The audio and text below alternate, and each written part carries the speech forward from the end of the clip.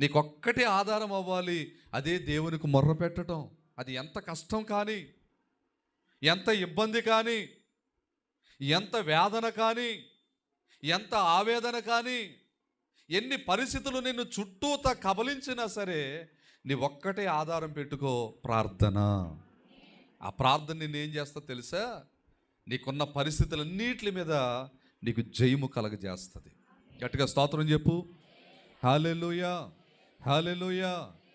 ఆ తల్లి ఇక మా భవిష్యత్తు అయిపోయింది, ఇక మాకు ఇంక మనుగడ లేదు, అయిపోయింది, మా జీవితం అయిపోయింది, నా కొడుకు జీవితం అయిపోయింది, నా జీవితం అయిపోయిందని వింటి వేతంత దూరం వెళ్ళి ఏడుస్తుందట. కానీ కొడుకు ఏం చేస్తున్నాడు తెలుసా? దేవుని సన్నిధిలో ప్రార్థన చేస్తూ ఉన్నాడు. హల్లెలూయా, హల్లెలూయా. ప్రార్థన చేర్చలేని స్థలము ఉన్నదా? ప్రార్థన మార్చలేని హృదయం ఉన్నదా అని ఓ భక్తుడు పాడాడు. దేవునికి స్తోత్రం. ఈ ప్రార్థన ఏమైందంటే దేవుని సన్నిధికి వెళ్ళిపోయింది.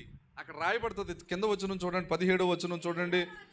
దేవుడు ఆ చిన్నవాని మొర వినెను. స్తోత్రం చెప్పాలి. హల్లెలూయా. ఏమండి, ఎవరి ప్రార్థన విన్నాడు? చిన్నవాని ప్రార్థన విన్నాడు. పిల్లలారా, యవనస్తులారా, మీరు ఇంటికాడ ప్రార్థన చేస్తున్నారా?